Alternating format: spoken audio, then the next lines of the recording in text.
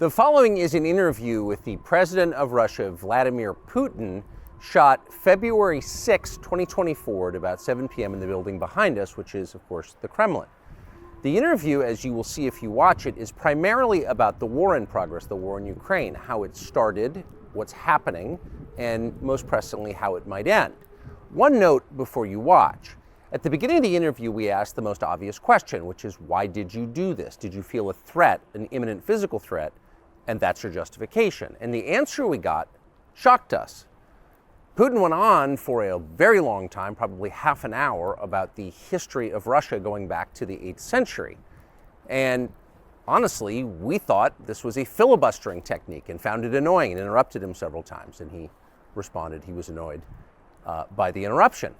But we concluded in the end, for what it's worth, that it was not a filibustering technique. There was no time limit on the interview. We ended it after more than 2 hours.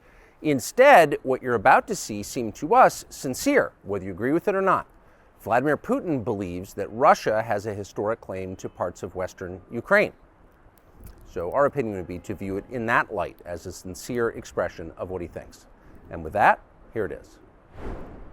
Mr. President, thank you. On February 22nd, 2022, you addressed your country in a nationwide address when the conflict in Ukraine started. And you said that you were acting because you had come to the conclusion that the United States, through NATO, might initiate a, quote, surprise attack on our country. And to American ears, that sounds paranoid. Tell us why you believe the United States might strike Russia out of the blue. How did you conclude that? It's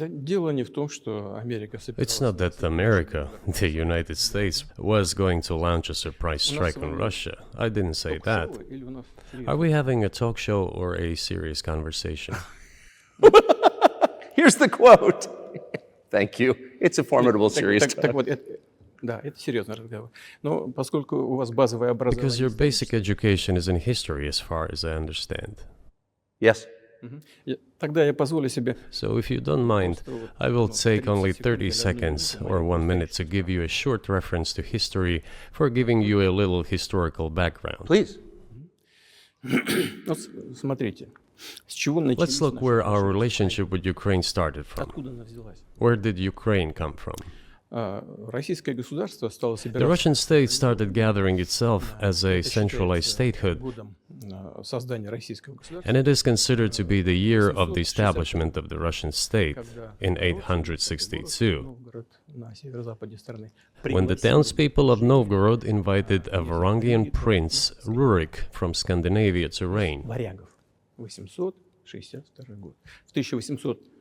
In 1862, Russia celebrated the 1000th anniversary of its statehood. And in Novgorod, there is a memorial dedicated to the 1000th anniversary of the country. In 882, Rurik's successor, Prince Oleg, who was actually playing the role of regent at Rurik's younger son,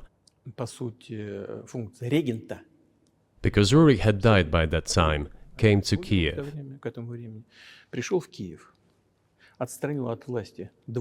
He ousted two brothers who apparently had once been members of Rurik's squad. So Russia began to develop with two centers of power, Kiev and Novgorod. The next very significant date in the history of Russia was 988. This was the baptism of Russia, when Prince Vladimir, the great-grandson of Rurik, baptized Russia and adopted Orthodoxy, or Eastern Christianity. From this time, the centralized Russian state began to strengthen. Why? Because of the single territory, integrated economic ties, one and the same language, and, after the baptism of Russia, the same faith and rule of the prince. The centralized Russian state began to take shape. Back in the Middle Ages, Prince Yaroslav the Wise introduced the order of succession to a throne. But after he passed away, it became complicated for various reasons. The throne was passed not directly from father to eldest son, but from the prince who had passed away to his brother, then to his sons in different lines. All this led to the fragmentation and the end of Rus as a single state. There was nothing special about it. The same was happening then in Europe.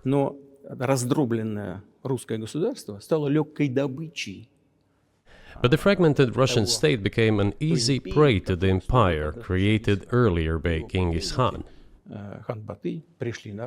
His successors, namely Batu Khan, came to Rus, plundered and ruined nearly all the cities.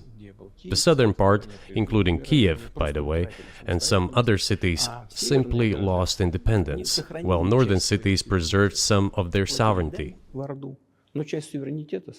They had to pay tribute to the horde, but they managed to preserve some part of their sovereignty.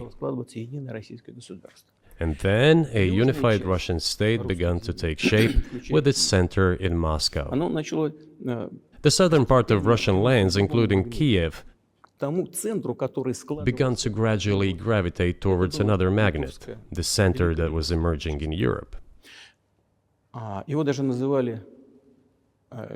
This was the Grand Duchy of Lithuania. It was even called the Lithuanian-Russian Duchy, because Russians were a significant part of this population. They spoke the old Russian language and were Orthodox. But then there was a unification, the union of the Grand Duchy of Lithuania and the Kingdom of Poland. A few years later, another union was signed, but this time already in the religious sphere. Some of the Orthodox priests became subordinate to the Pope. Thus, these lands became part of the Polish-Lithuanian state.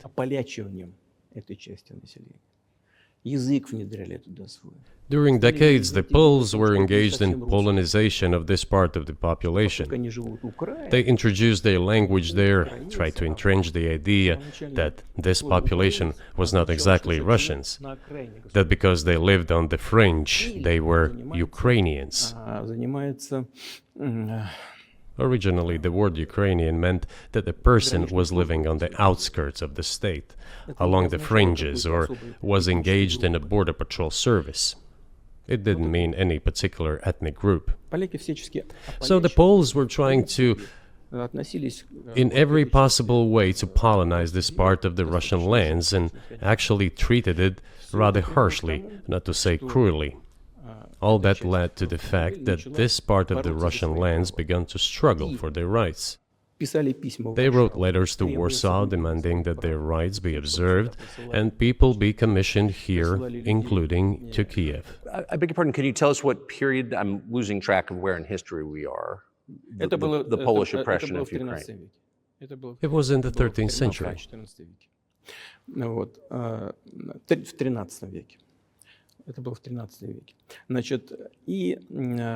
Now I will tell you what happened later and give the dates so that there is no confusion. And in 1654, even a bit earlier, the people who were in control of the authority over that part of the Russian lands addressed Warsaw, I repeat, demanding that they send them to rulers of Russian origin and Orthodox faith. When Warsaw did not answer them, and in fact rejected their demands, they turned to Moscow, so that Moscow took them away. So that you don't think that I'm inventing things, I'll give you these documents. Well, it doesn't sound like you're inventing it. I'm not sure why it's relevant to what happened 2 years ago. But still, these are documents from the archives, copies. Here are the letters from Bogdan Khmelnytsky, the man who then controlled the power in this part of the Russian lands that is now called Ukraine. He wrote to Warsaw demanding that their rights be upheld. And after being refused, he began to write letters to Moscow, asking to take them under the strong hand of the Moscow Tsar. There are copies of these documents. I will leave them for your good memory. There is a translation into Russian. You can translate it into English later. Russia would not agree to admit them straight away, assuming that the war with Poland would start. Nevertheless, in 1654, the Pan-Russian Assembly of top clergy and landowners, headed by the Tsar, which was the representative body of the power of the old Russian state, decided to include a part of the old Russian lands into Moscow Kingdom. As expected, the war with Poland began. It lasted 13 years, and then in 1654, a truce was concluded. And 32 years later, I think, a peace treaty with Poland, which they called Eternal Peace, was signed. And these lands, the whole left bank of Dnieper, including Kiev, went to Russia. And the whole right bank of Dnieper remained in Poland. Under the rule of Catherine the Great, Russia reclaimed all of its historical lands, including in the south and west. This all lasted until the revolution. Before World War I, Austrian General Staff relied on the ideas of Ukrainianization and started actively promoting the ideas of Ukraine and the Ukrainianization.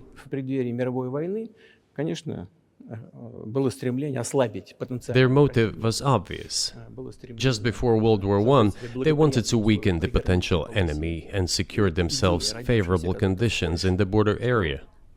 So the idea which had emerged in Poland that people residing in that territory were allegedly not really Russians, but rather belonged to a special ethnic group, Ukrainians, started being propagated by the Austrian General Staff. As far back as the 19th century, theorists calling for Ukrainian independence appeared. All those, however, claimed that Ukraine should have a very good relationship with Russia. They insisted on that. After the 1917 revolution, the Bolsheviks sought to restore the statehood, and the civil war began, including the hostilities with Poland. In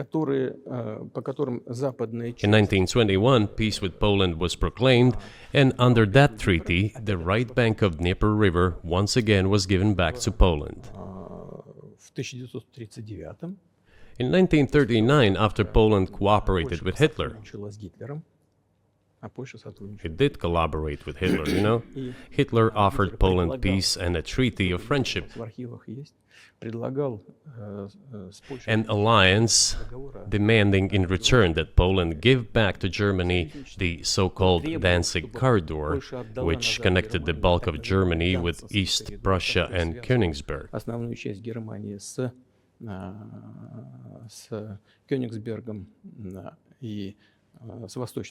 After World War I, this territory was transferred to Poland, and instead of Danzig, a city of Gdansk emerged.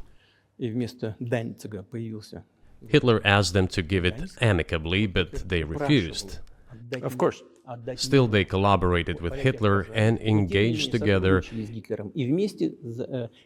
in the partitioning of Czechoslovakia. But may I ask you, you're making the case that Ukraine, certainly parts of Ukraine, Eastern Ukraine, is in effect Russia, has been for hundreds of years. Why wouldn't you just take it when you became president 24 years ago? You have nuclear weapons, they don't. If it's actually your land, why did you wait so long? Sure. I'll tell you. I'm coming to that. This briefing is coming to an end. It might be boring, but it explains many things. I just don't know how it's relevant. Good. Good. I'm so gratified that you appreciate that. Thank you. So, before World War II, Poland collaborated with Hitler, and although it did not yield to Hitler's demands, it still participated in the partitioning of Czechoslovakia together with Hitler, as the Poles had not given the Danzig corridor to Germany and went too far, pushing Hitler to start World War II by attacking them. Why was it Poland against whom the war started on 1st September 1939? Poland turned out to be uncompromising, and Hitler had nothing to do but start implementing his plans with Poland. By the way, the USSR, I have read some archive documents, behaved very honestly. It asked Poland's permission to transit its troops through the Polish territory to help Czechoslovakia. But the then Polish foreign minister said that if the Soviet planes flew over Poland, they would be downed over the territory of Poland.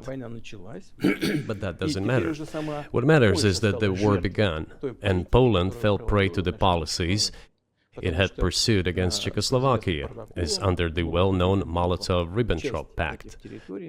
Part of the territory, including western Ukraine, was to be given to Russia.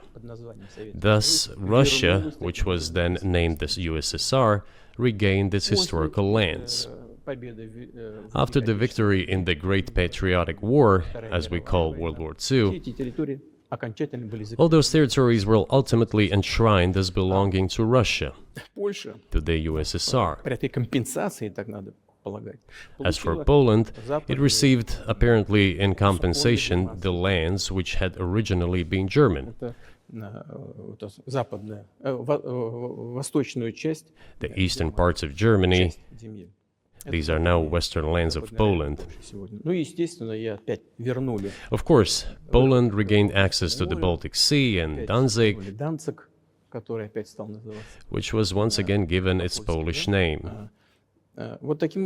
So this was how this situation developed. In 1922, when the USSR was being established, the Bolsheviks started building the USSR and established the Soviet Ukraine, which had never existed before. Right.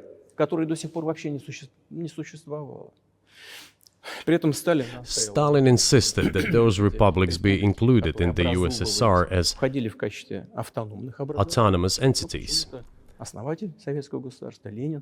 For some inexplicable reason, Lenin, the founder of the Soviet state, insisted that they be entitled to withdraw from the USSR.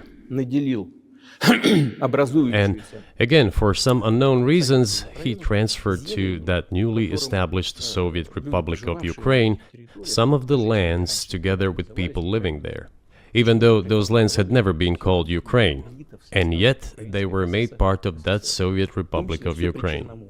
Those lands included the Black Sea region, which was received under Catherine the Great, and which had no historical connection with Ukraine whatsoever. Even if we go as far back as 1654, when these lands returned to Russian Empire, that territory was the size of 3 to 4 regions of modern Ukraine, with no Black Sea region. That was completely out of the question. In 1654. Exactly. You obviously have encyclopedic knowledge of this region, but why didn't you make this case for the first 22 years as president that Ukraine wasn't a real country?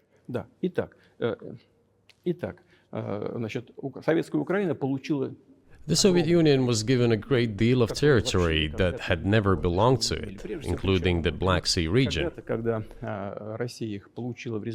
At some point, when Russia received them as an outcome of the Russo-Turkish Wars, they were called New Russia or Novorossiya.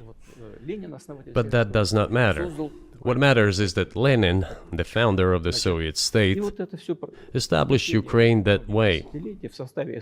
For decades, the Ukrainian Soviet Republic developed as part of the USSR. And for unknown reasons, again, the Bolsheviks were engaged in Ukrainianization. It was not merely because the Soviet leadership was composed to a great extent of those originating from Ukraine. Rather, it was explained by the general policy of indigenization pursued by the Soviet Union. Same things were done in other Soviet republics. This involved promoting national languages and national cultures, which is not a bad in principle. That is how the Soviet Ukraine was created. After the World War II, Ukraine received, in addition to the lands that had belonged to Poland before the war, part of the lands that had previously belonged to Hungary and Romania. So Romania and Hungary had some of their lands taken away and given to the Soviet Ukraine, and they still remain part of Ukraine. So in this sense, we have every reason to affirm that Ukraine is an artificial state that was shaped at Stalin's will. Do you believe Hungary has a right to take its land back from Ukraine, and that other nations have a right to go back to their 1654 borders?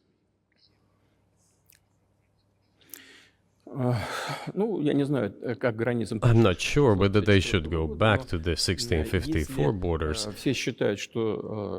But given Stalin's time, so-called Stalin's regime, which, as many claim, saw numerous violations of human rights and violations of the rights of other states,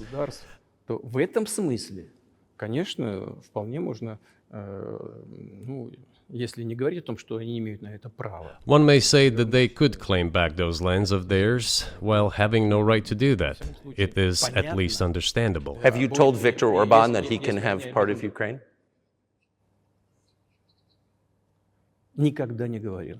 Never. I have never told him, not a single time. We have not even had any conversation on that, but I actually know for sure that Hungarians who live there wanted to get back to their historical land. Moreover, I would like to share a very interesting story with you. I digress, it's a personal one. Somewhere in the early 80s, I went on a road trip in a car from then Leningrad across the Soviet Union through Kiev. Made a stop in Kiev and then went to western Ukraine. I went to the town of Beregovoye, and all the names of towns and villages there were in Russian and in a language I did not understand, in Hungarian. In Russian and in Hungarian, not in Ukrainian, in Russian and in Hungarian. I was driving through some kind of village and there were men sitting next to the houses and they were wearing black three-piece suits and black cylinder hats. I asked, are they some kind of entertainers? I was told, no, they were not entertainers, they're Hungarians. I said, what are they doing here? What do you mean? This is their land, they live here. This was during the Soviet time in the 1980s. They preserved the Hungarian language, Hungarian names, and all their national costumes. They are Hungarians and they feel themselves to be Hungarians. And of course, when now there is an infringement... Well, that is... And there's a lot of that, though. I think many nations are upset about Transylvania as well, as you obviously know. But many nations feel frustrated by the redrawn borders of the wars of the 20th century. And wars going back 1,000 years, the ones that you mentioned. But the fact is that you didn't make this case in public until 2 years ago, February. And in the case that you made, which I read today, you explain at great length that you felt a physical threat from the West in NATO, including potentially a nuclear threat. And that's what got you to move. Is that a fair characterization of what you said?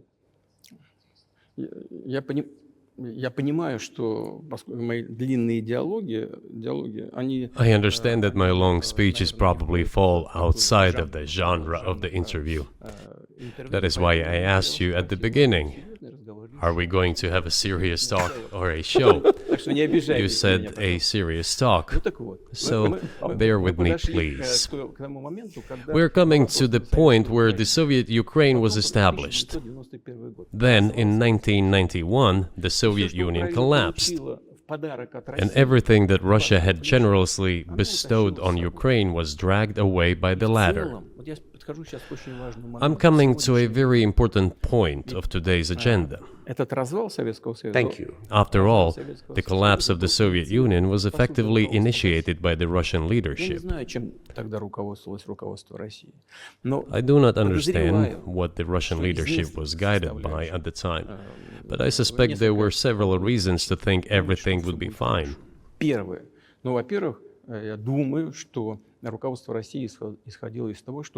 First, I think that then Russian leadership believed that the fundamentals of the relationship between Russia and Ukraine were, in fact, a common language. More than 90% of the population there spoke Russian. Family ties. Every third person there had some kind of family or friendship ties. Common culture, common history, finally, common faith, coexistence with a single state for centuries, and deeply interconnected economies.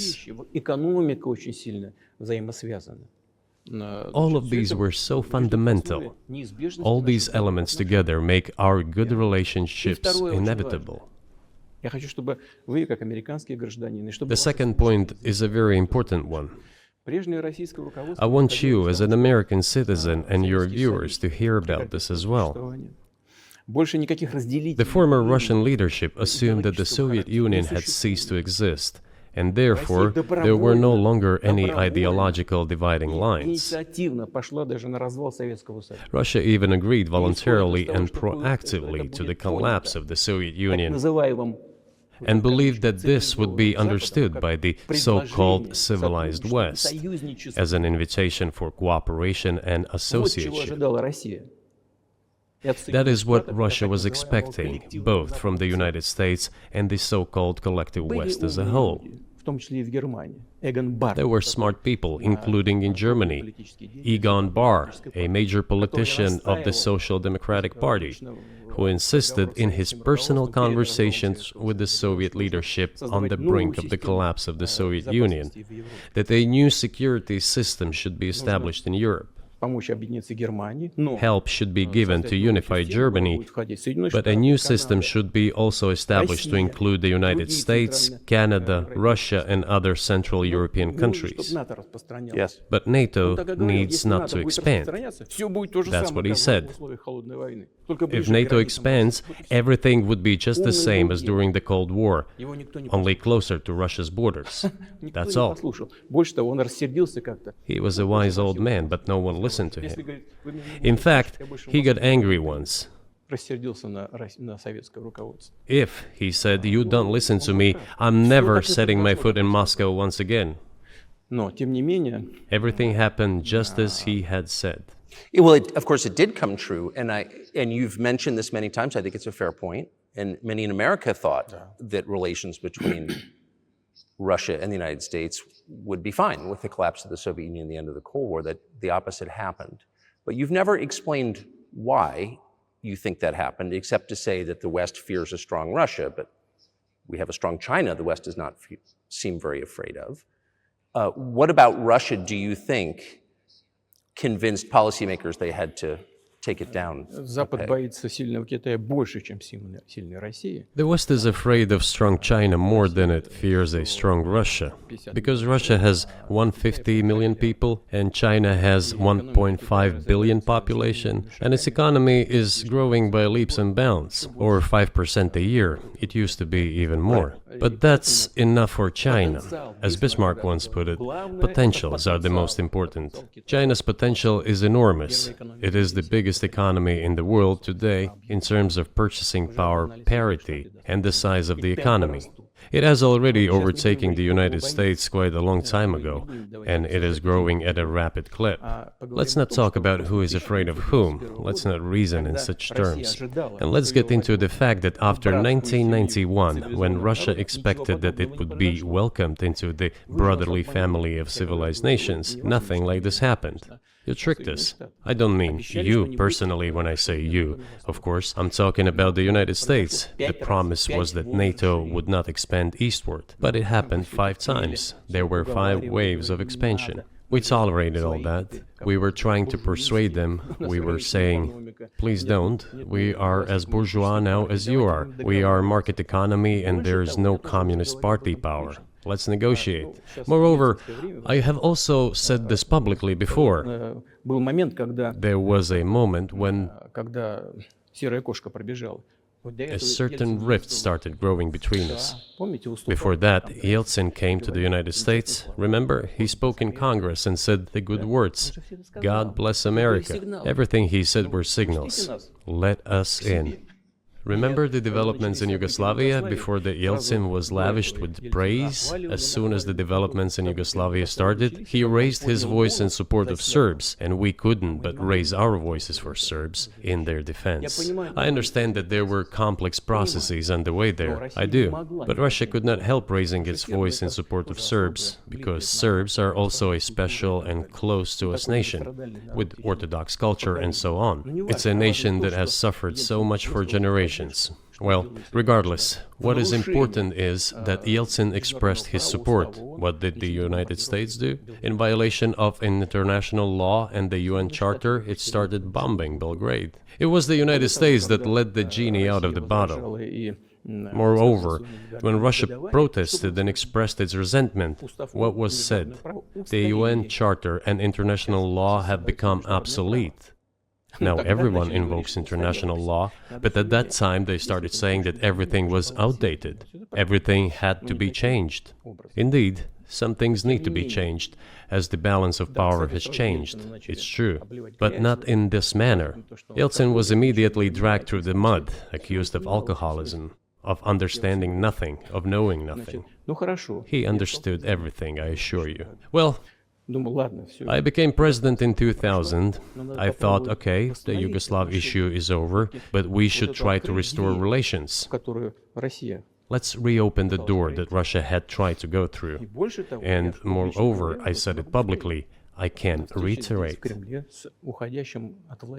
At a meeting here in the Kremlin with the outgoing President Bill Clinton, right here in the next room, I said to him, I asked him, Bill, do you think if Russia asked to join NATO, do you think it would happen? Suddenly he said, you know, it's interesting. I think so. But in the evening, when we met for dinner, he said, you know, I've talked to my team. No, it's not possible now. You can ask him. I think he will watch our interview. He'll confirm it. I wouldn't have said anything like that if it hadn't happened. Okay. Were you sincere? It's impossible now. Would you have joined NATO? Look, I asked the question, is it possible or not? And the answer I got was no. If I was insincere in my desire to find out what the leadership position was... But if he had said yes, would you have joined NATO? If he had said yes, the process of rapprochement would have commenced, and eventually it might have happened, if we had seen some sincere wish on the other side of our partners. But it didn't happen. Well, no means no. Okay, fine. Why do you think that is? Just to get to motive, I know you're clearly bitter about it, I understand, but why do you think the West rebuffed you then? Why the hostility? Why did the end of the Cold War not fix the relationship? What motivates this from your point of view? You said I was bitter about the answer. No, it's not bitterness. It's just a statement of fact. We're not bride and groom, bitterness, resentment. It's not about those kind of matters in such circumstances. We just realized we weren't welcome there, that's all. Okay, fine. But let's build relations in another manner. Let's look for common ground elsewhere. Why we received such a negative response, you should ask your leaders. I can only guess why. Too big a country with its own opinion and so on. And the United States, I've seen how issues are being resolved in NATO. I will give you another example now concerning Ukraine. The US leadership exerts pressure, and all NATO members obediently vote, even if they do not like something. Now, I'll tell you what happened in this regard with Ukraine in 2008, although it's being discussed. I'm not going to open a secret to you, say anything new. Nevertheless, after that we tried to build relations in different ways. For example, the events in the Middle East, in Iraq. We were building relations with the United States in a very soft, prudent, cautious manner. I repeatedly raised the issue that the United States should not support separatism or terrorism in the North Caucasus. But they continue to do it anyway. and political support, information support, financial support, even military support came from the United States and its satellites for terrorist groups in the Caucasus. I once raised this issue with my colleague, also the President of the United States. He says, "It's impossible. Do you have proof?" I said, "Yes." I was prepared for this conversation, and I gave him that proof. He looked at it, and you know what he said? "I apologize, but that's what happened." I'll quote. He says, "Well, I'm gonna kick their ass." We waited and waited for some response. There was no reply. I said to the FSB director, "Write to the CIA, what is the result of the conversation with President?" He wrote once, twice, and then we got a reply. We have the answer in the archive. The CIA replied, "We have been working with the opposition in Russia. We believe that this is the right thing to do, and we will keep on doing it." Just ridiculous. Well, okay. We realized that it was out of the question. Forces in opposition to you. So you're saying the CIA is trying to overthrow your government? Of course, they meant in that particular case the separatists, the terrorists who fought with us in the Caucasus. That's who they called the opposition. This is the second point. The third moment is a very important one, is the moment when the US missile defense system was created. The beginning. We persuaded for a long time not to do it in the United States. Moreover,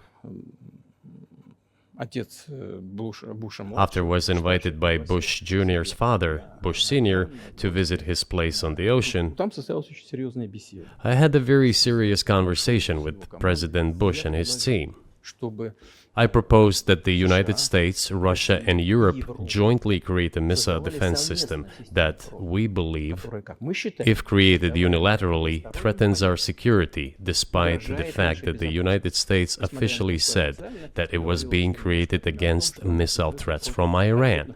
That was the justification for the deployment of the missile defense system.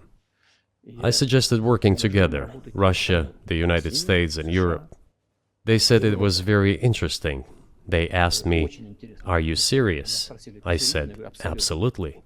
Let me ask, what year was this? I don't remember.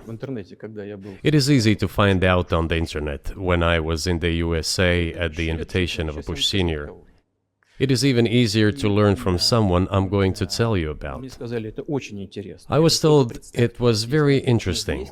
I said, just imagine if we could tackle such a global strategic security challenge together. The world will change. We'll probably have disputes, probably economic and even political ones, but we could drastically change the situation in the world. He says yes, and asks, "Are you serious?" I said, "Of course. We need to think about it," I'm told. I said, "Go ahead, please."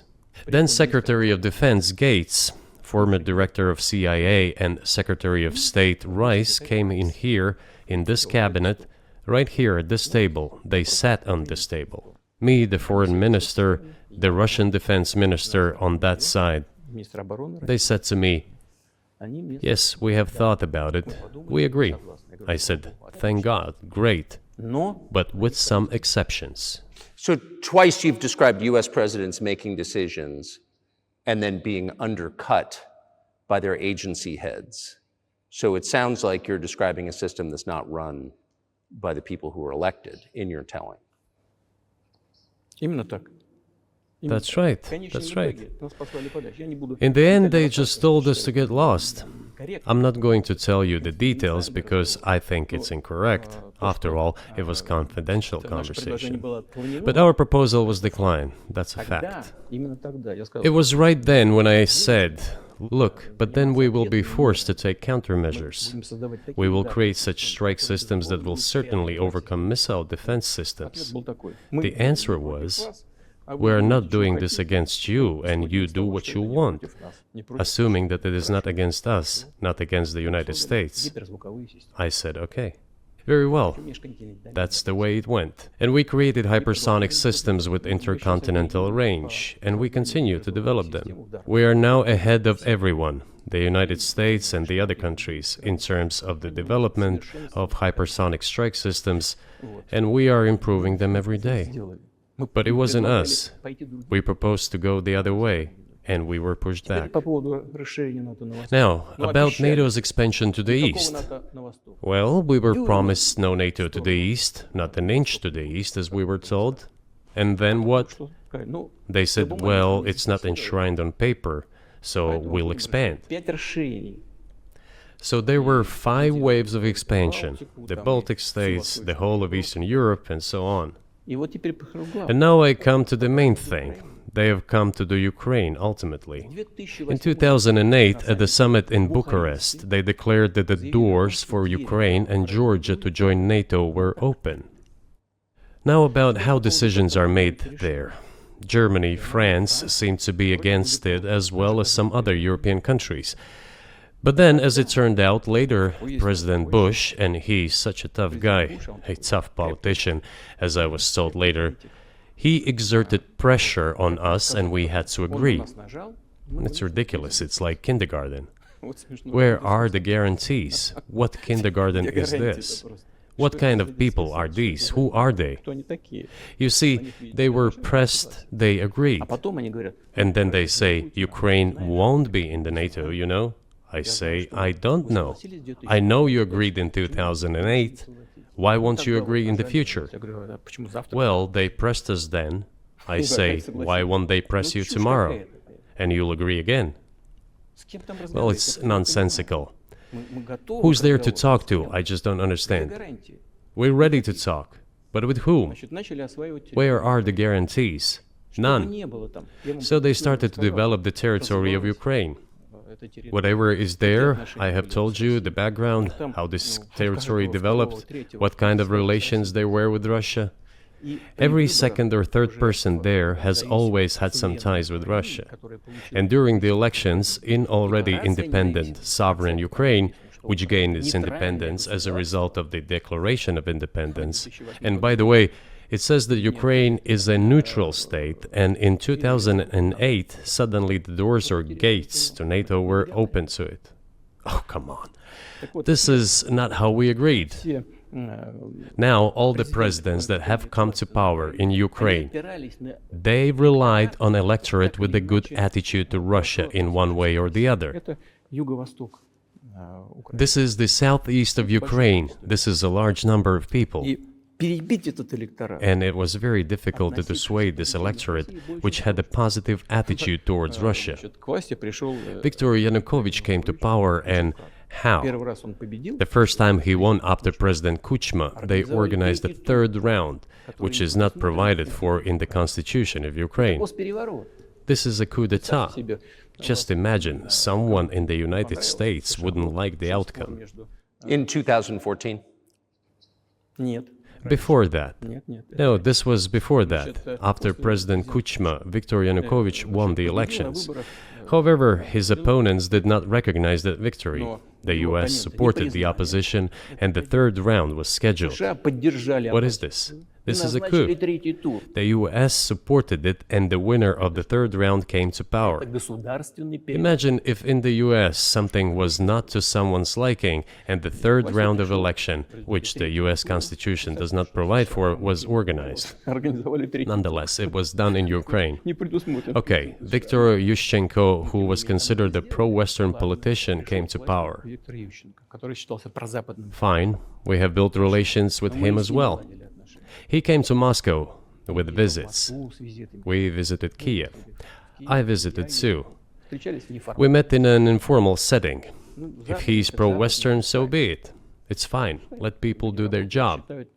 The situation should have developed inside independent Ukraine itself. As a result of Kuchma's leadership, things got worse and Viktor Yanukovych came to power after all. Maybe he wasn't the best president and politician, I don't know. I don't want to give assessments. However, the issue of the association with the EU came up. We have always been lenient to this. Suit yourself. But when we read through the Treaty of Association, it turned out to be a problem for us, since we had a free trade zone and open customs borders with Ukraine, which under this association had to open its borders for Europe, which could have led to flooding of our market. We said, no, this is not going to work. We shall close our borders with Ukraine then. The customs borders, that is. Yanukovych started to calculate how much Ukraine was going to gain, how much to lose, and said to his European partners, I need more time to think before signing. The moment he said that, the opposition began to take destructive steps which were supported by the West. It all came down to Maidan and a coup in Ukraine. So he did more trade with Russia than with the EU. Ukraine did. Of course. It's not even the matter of trade volume, although for the most part it is. It is the matter of cooperation ties, which the entire Ukrainian economy was based on. The cooperation ties between the enterprises were very close since the times of the Soviet Union. One enterprise there used to produce components to be assembled both in Russia and Ukraine, and vice versa. They used to be very close ties. A coup d'etat was committed, although I shall not delve into details now, as I find doing it inappropriate, the US told us. Calm Yanukovych down, and we will calm the opposition.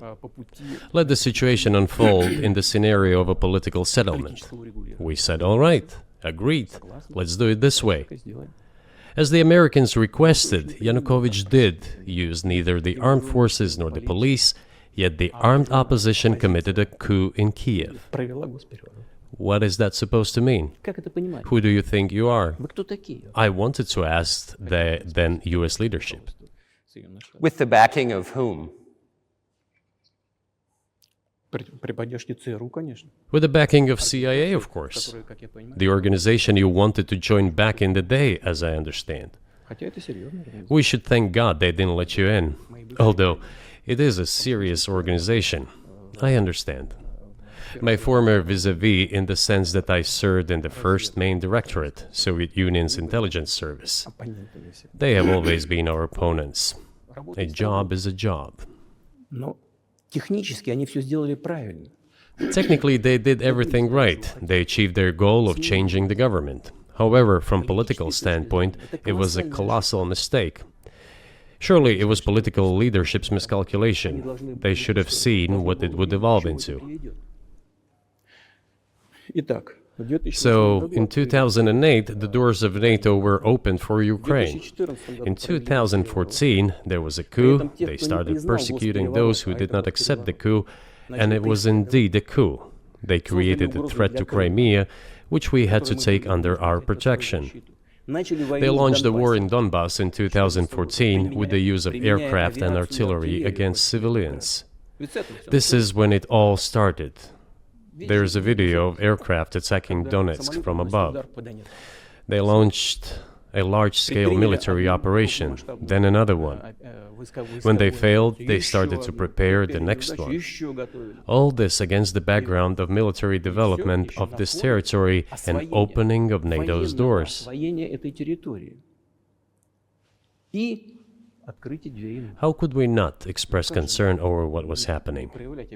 From our side, this would have been a culpable negligence. That's what it would have been. It's just that the US political leadership pushed us to the line we could not cross, because doing so could have ruined Russia itself. Besides, we could not leave our brothers in faith, in fact, a part of Russian people, in the face of this war machine. But that was 8 years before the current conflict started. So what was the trigger for you? What was the moment where you decided you had to do this?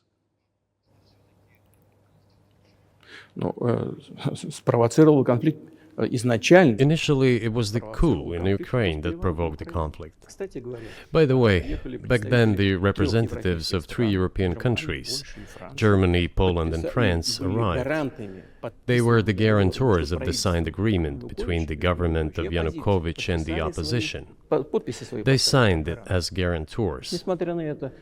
Despite that, the opposition committed a coup, and all these countries pretended that they didn't remember that they were guarantors of the peaceful settlement. They just threw it in the stove right away, and nobody recalls that. I don't know if the US know anything about the agreement between the opposition and the authorities, and its three guarantors who, instead of bringing this whole situation back in the political field, supported the coup. Although it was meaningless, believe me, because President Yanukovych agreed to all conditions. He was ready to hold an early election, which he had no chance of winning, frankly speaking. Everyone knew that. Then why the coup? Why the victims? Why threatening Crimea? Why launching an operation in Donbass? This I do not understand. That is exactly what the miscalculation is. CIA did its job to complete the coup. I think one of the deputy secretaries of state said that it cost a large sum of money, almost 5 billion. But the political mistake was colossal. Why would they have to do that? All this could have been done legally, without victims, without military action, without losing Crimea. We would have never considered to even lift a finger if it hadn't been for the bloody developments on Maidan. Because we agreed with the fact that after the collapse of the Soviet Union, our borders should be along the borders of former Union's republics. We agreed to that. But we never agreed to NATO's expansion, and moreover, we never agreed that Ukraine would be in NATO. We did not agree to NATO bases there without any discussion with us. For decades, we kept asking, don't do this, don't do that. And what triggered the latest events? Firstly, the current Ukrainian leadership declared that it would not implement the Minsk agreements, which had been signed, as you know, after the events of 2014 in Minsk, where the plan of peaceful settlement in Donbass was set forth. But no, the current Ukrainian leadership, foreign minister, all other officials, and then president himself said that they don't like anything about the Minsk agreements. In other words, they were not going to implement it. A year or a year and a half ago, former leaders of Germany and France said openly to the whole world that they indeed signed the Minsk agreements, but they never intended to implement them. They simply led us by the nose. Was there anyone for you to talk to? Did you call a U.S. President's Secretary of State and say, if you keep militarizing Ukraine with NATO forces, this is going to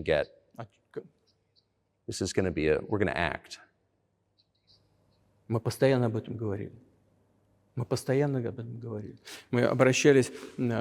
We talked about this all the time. We addressed the United States and European countries' leadership to stop these developments immediately, to implement the Minsk agreements. Frankly speaking, I didn't know how we were going to do this, but I was ready to implement them. These agreements were complicated for Ukraine. They included lots of elements of those Donbass territories' independence. That's true. However, I was absolutely confident, and I'm saying this to you now. I honestly believe that if we managed to convince the residents of Donbass, and we had to work hard to convince them to return to the Ukrainian statehood, then gradually the wounds would start to heal. When this part of territory reintegrated itself into common social environment, when the pensions and social benefits were paid again, all the pieces would gradually fall into place. No, nobody wanted that. Everybody wanted to resolve the issue by military force only.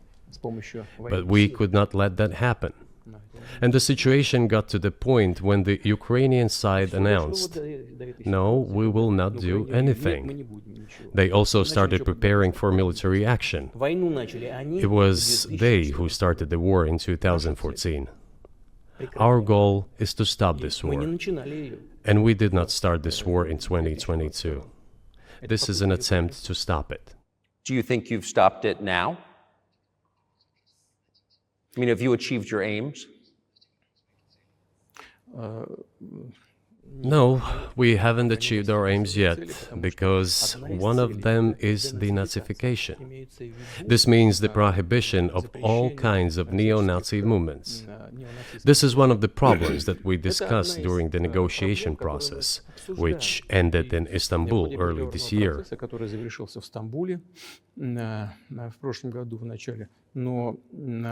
And it was not our initiative, because we were told by the Europeans, in particular, that it was necessary to create conditions for the final signing of the documents. My counterparts in France and Germany said, "How can you imagine them signing a treaty with a gun to their heads? The troops should be pulled back from Kiev." I said, "All right." We withdrew the troops from Kiev. As soon as we pulled back our troops from Kiev, our Ukrainian negotiators immediately threw all our agreements reached in Istanbul into the bin and got prepared for a long-standing armed confrontation with the help of the United States and its satellites in Europe. That is how the situation has developed, and that is how it looks now. But what is, pardon my ignorance, what is denazification? What would that mean? What is...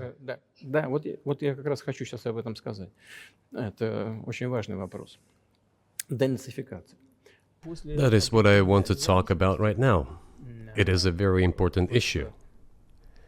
Denazification.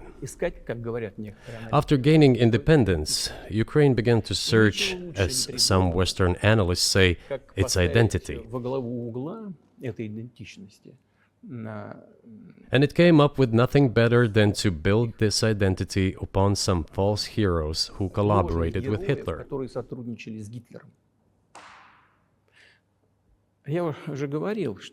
I have already said that in the early 19th century, when the theorists of independence and sovereignty of Ukraine appeared, they assumed that an independent Ukraine should have very good relations with Russia. But due to the historical development, those territories were part of the Polish-Lithuanian Commonwealth, Poland, where Ukrainians were persecuted and treated quite brutally, as well as were subject to cruel behavior. There were also attempts to destroy their identity. All this remained in the memory of the people. When World War II broke out, part of this extremely nationalist elite collaborated with Hitler, believing that he would bring them freedom. The German troops, even the SS troops, made Hitler's collaborators do the dirtiest work of exterminating the Polish and Jewish population. Hence this brutal massacre of the Polish and Jewish population, as well as the Russian population too.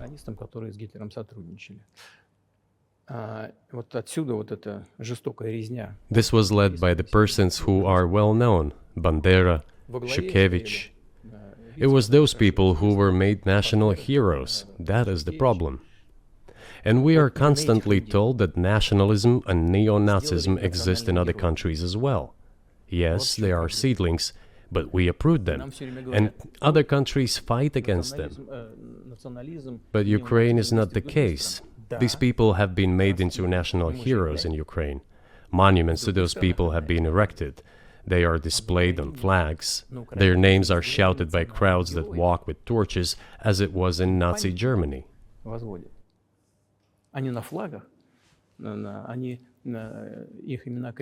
These were people who exterminated Poles, Jews, and Russians.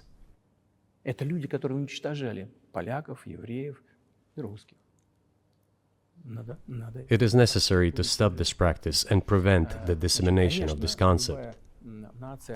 I say that Ukrainians are part of the one Russian people. They say, no, we are a separate people. Okay, fine.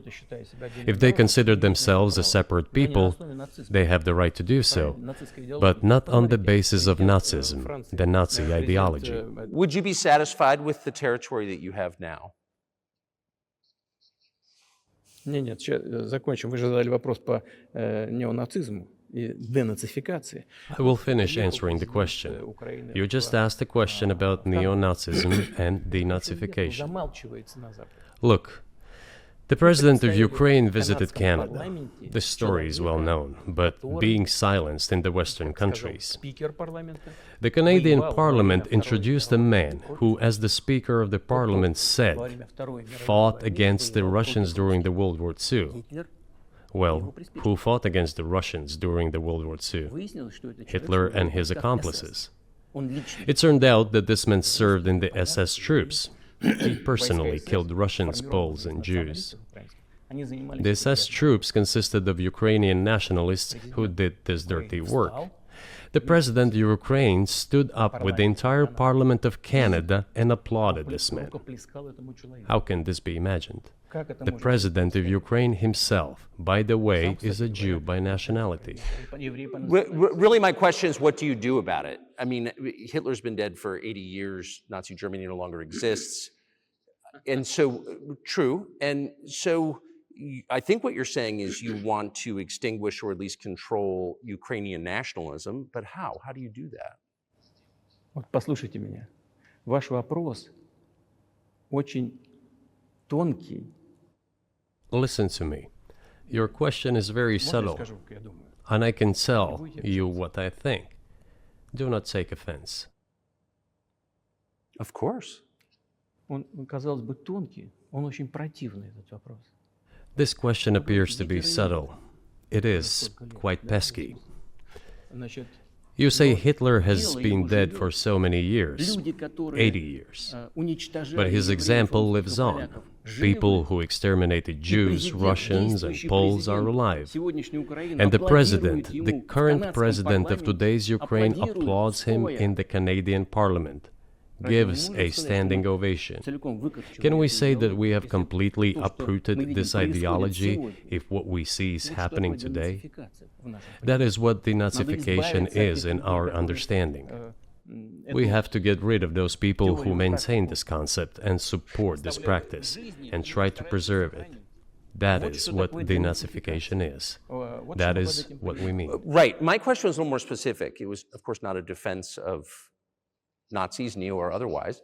It was a practical question. You don't control the entire country. You don't control Kiev. You don't seem like you want to. So how do you eliminate a culture or an ideology or feelings or a view of history in a country that you don't control? What do you do about that? А вы знаете, как вам не покажется странным, в ходе переговоров в Стамбуле... You know, as strange as it may seem to you, during the negotiations in Istanbul, we did agree that we have it all in writing. Neo-Nazism would not be cultivated in Ukraine, including that it would be prohibited at the legislative level. Mr. Carson, we agreed on that. This, it turns out, can be done during the negotiation process. And there's nothing humiliating for Ukraine as a modern civilized state. Is any state allowed to promote Nazism? It is not, is it? That is it. Will there be talks, and why haven't there been talks about resolving the conflict in Ukraine, peace talks? Они были, они дошли до очень высокой стадии согласования позиций, сложно. They have been.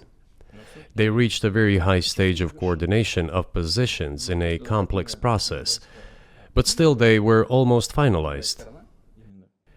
But after we withdrew our troops from Kiev, as I have already said, the other side threw away all these agreements and obeyed the instructions of Western countries, European countries, and the United States to fight Russia to the bitter end. Moreover, the president of Ukraine has legislated a ban on negotiating with Russia. He signed a decree forbidding everyone to negotiate with Russia. But how are we going to negotiate if he forbade himself and everyone to do this? We know that he is putting forward some ideas about this settlement, but in order to agree on something, we need to have a dialogue. Is that not right? Well, but you wouldn't be speaking to the Ukrainian president, you'd be speaking to the American president. When was the last time you spoke to Joe Biden? I cannot remember when I talked to him. I do not remember. We can look it up. You don't remember? No. Why? Do I have to remember everything? I have my own things to do. We have domestic political affairs. Well, he's funding the war that you're fighting, so I would think that would be memorable. Well, yes, he funds, but I talked to him before the special military operation, of course. And I said to him then, by the way, I will not go into details, I never do, but I said to him then, I believe that you are making a huge mistake of historic proportions by supporting everything that is happening there, in Ukraine, by pushing Russia away. I told him repeatedly, by the way. I think that would be correct if I stop here. What did he say?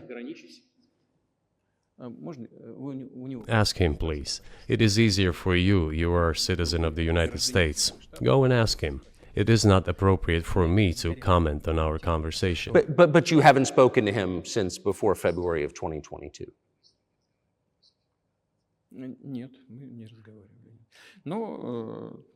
No, we haven't spoken.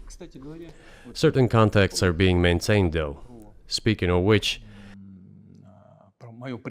do you remember what I told you about my proposal to work together on a missile defense system? Yes. You can ask all of them. All of them are safe and sound, thank God. The former president, Condoleezza, is safe and sound, and I think Mr. Gates and the current director of the intelligence agency, Mr. Burns, the then ambassador to Russia, in my opinion, are very successful ambassador. They were all witnesses to these conversations. Ask them. Same here. If you are interested in what Mr. President Biden responded to me, ask him. At any rate, I talked to him about it. I'm definitely interested, but from the outside, it seems like this could devolve or evolve into something that brings the entire world into conflict and could initiate a nuclear launch. And so why don't you just call Biden and say, let's work this out?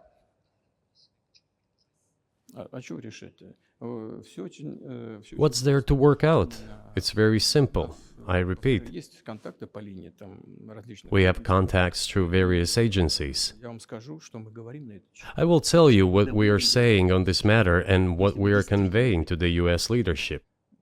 If you really want to stop fighting, you need to stop supplying weapons. It will be over within a few weeks. That's it. And then we can agree on some terms. Before you do that, stop. What's easier? Why would I call him? What should I talk to him about? Or beg him for what? And what messages do you get back? You're going to deliver such and such weapons to Ukraine? Oh, I'm afraid, please don't. What is there to talk about? Do you think NATO is worried about this becoming a global war or a nuclear conflict? At least that's what they're talking about.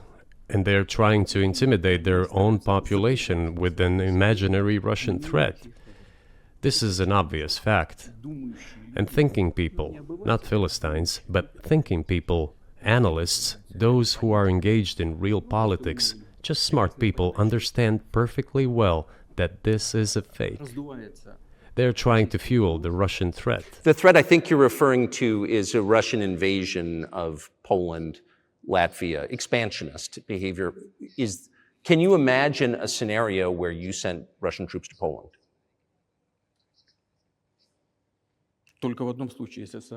Only in one case, if Poland attacks Russia.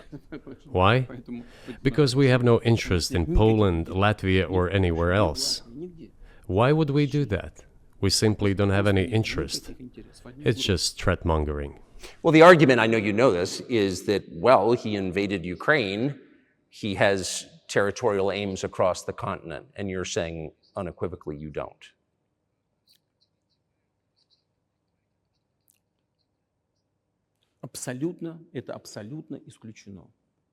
It is absolutely out of the question. You just don't have to be any kind of analyst. It goes against common sense to get involved in some kind of a global war. Глобальная война поставить на грань. And a global war will bring all humanity to the brink of destruction. It's obvious. Вот. И есть, конечно, средства. There are certainly means of deterrence. They have been scaring everyone with us all along. Tomorrow Russia will use tactical nuclear weapons. Tomorrow Russia will use that. No, the day after tomorrow. So what? Выбить из налогоплательщиков In order to extort additional money from US taxpayers and European taxpayers in the confrontation with Russia in the Ukrainian theater of war. как можно. The goal is to weaken Russia as much as possible. One of our senior United States senators from the state of New York, Chuck Schumer, said yesterday, I believe, that we have to continue to fund the Ukrainian effort, or U.S. soldiers, citizens could wind up fighting there. How do you assess that?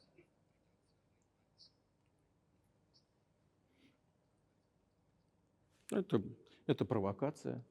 This is a provocation, and a cheap provocation at that. Американские солдаты должны воевать. I do not understand why American soldiers should fight in Ukraine. There are mercenaries from the United States there.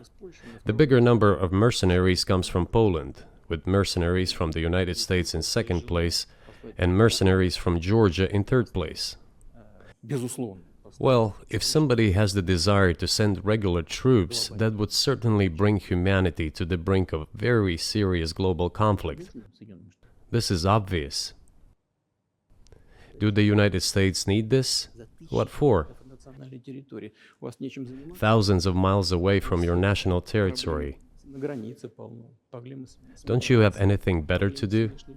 с государством. You have issues on the border, issues with migration, issues with the national debt, more than $33 trillion. You have nothing better to do, so you should fight in Ukraine?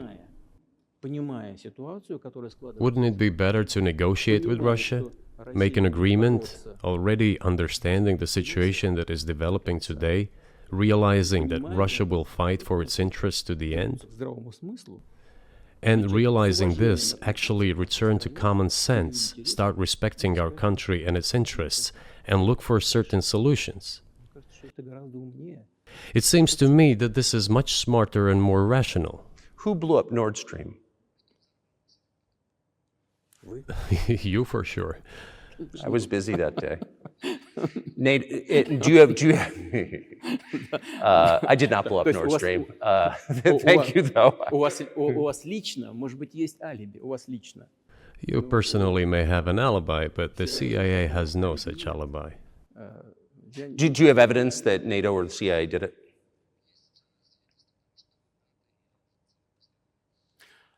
Вы знаете, я не You know, I won't get into details, but people always say in such cases, look for someone who is interested. But in this case, we should not only look for someone who is interested, but also for someone who has capabilities. Because there may be many people interested, but not all of them are capable of sinking to the bottom of the Baltic Sea and carrying out this explosion. These two components should be connected. Who is interested and who is capable of doing it? But I'm confused. I mean, that's the biggest act of industrial terrorism ever, and it's the largest emission of CO2 in history. Okay, so if you had evidence, and presumably given your security services, your intel services, you would, that NATO, the US, CIA, the West, did this, why wouldn't you present it and win a propaganda victory? В войне пропаганды очень сложно. In the war of propaganda, it is very difficult to defeat the United States, because the United States controls all the world's media and many European media. Европейских The ultimate beneficiary of the biggest European media are American financial institutions. Don't you know that? So it is possible to get involved in this work, but it is cost prohibitive, so to speak. мы можем We can simply shine the spotlight on our sources of information, and we will not achieve results. планировать так, я отвечаю. It is clear to the whole world what happened, and even American analysts talk about it directly. It's true. Yes, but here's a question you may be able to answer. You worked in Germany, famously. The Germans clearly know that their NATO partner did this, and it damaged their economy greatly. It may never recover. Why are they being silent about it? That's very confusing to me. Why wouldn't the Germans say something about it? Ну, меня это тоже удивляет. This also confuses me. But today's German leadership is guided by the interests of the collective West rather than its national interests. Otherwise, it is difficult to explain the logic of their action or inaction. After all, it is not only about Nord Stream 1, which was blown up, and the Nord Stream 2 was damaged, but one pipe is safe and sound and gas can be supplied to Europe through it. But Germany does not open it. We are ready, please. There's another route through Poland, called Yamal Europe, which also allows for large flow. Poland has closed it, but Poland packs from the German hand. It receives money from the pan-European funds, and Germany is the main donor to these pan-European funds. Germany feeds Poland to a certain extent, and they close their route to Germany. Why? I don't understand. Ukraine, to which the Germans supply weapons and give money. Germany is the second sponsor of the United States in terms of financial aid to Ukraine. There are 2 gas routes through Ukraine. They simply closed one route, the Ukrainians. Open the second route and please get gas from Russia. They do not open it. Why don't the Germans say, look guys, we give you money and weapons, open up the valve, please, let the gas from Russia pass through for us. We're buying liquefied gas at exorbitant prices in Europe, which brings the level of our competitiveness and economy in general down to zero. Do you want us to give you money? Let us have the decent existence. Make money for our economy, because this is where the money we give you comes from. They refuse to do so. Why? Ask them. That is what is like in their heads. Those are highly incompetent people. Well, maybe the world is breaking into 2 hemispheres, one with cheap energy, the other without. And I want to ask you that. If we're now a multipolar world, obviously we are, can you describe the blocks of alliances? Who is in each side, do you think? Listen, you have said that the world is breaking into 2 hemispheres. A human brain is divided into 2 hemispheres. One is responsible for one type of activities, the other one is more about creativity and so on. But it is still one and the same head. The world should be a single whole. Security should be shared rather than meant for the golden billion.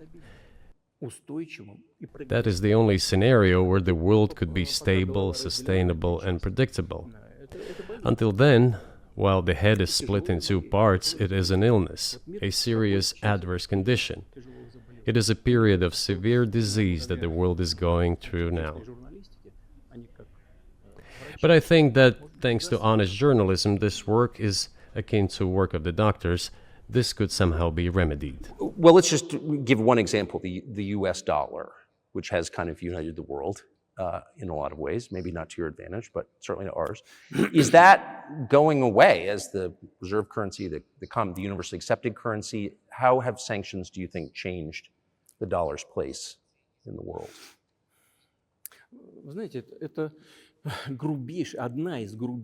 You know, to use the dollar as a tool of foreign policy struggle is one of the biggest strategic mistakes made by the US political leadership.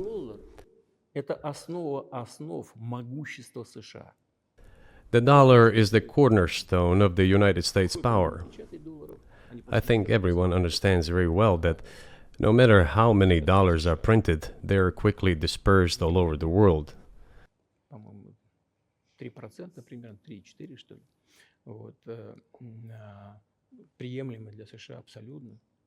Inflation in the United States is minimal. It's about 3 or 3.4%, which is, I think, totally acceptable for the US.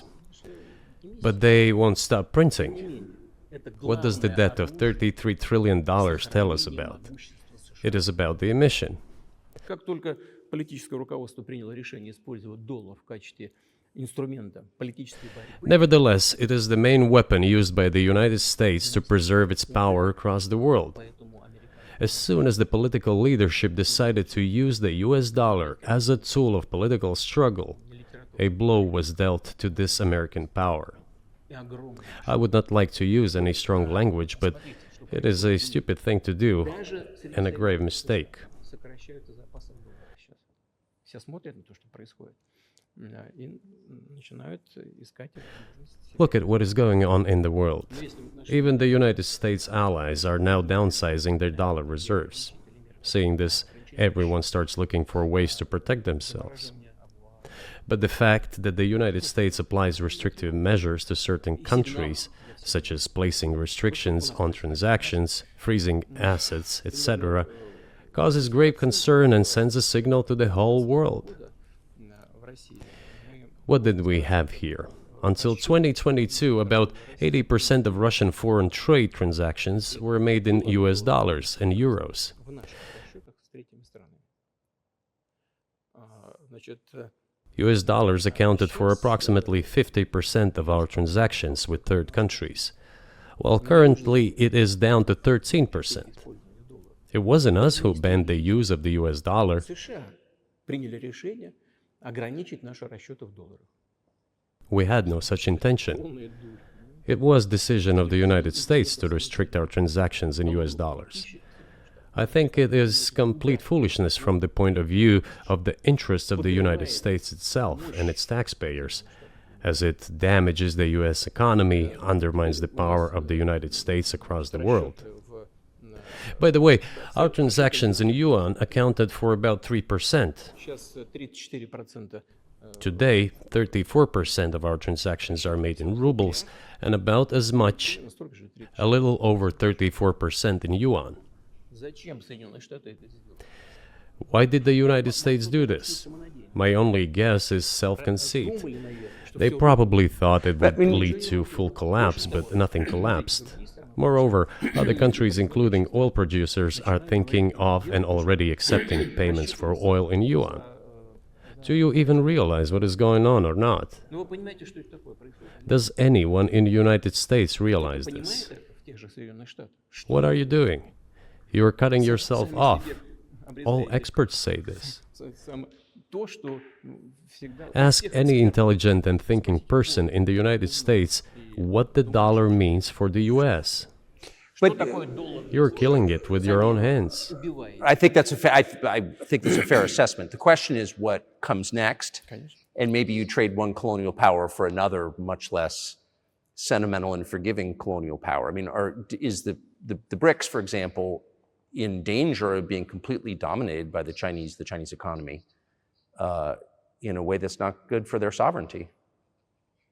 Do you worry about that? Эти страшилки нам... Well, we have heard those boogeyman stories before.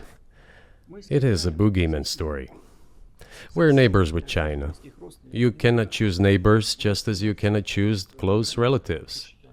We share a border of 1,000 kilometers with them. This is number one.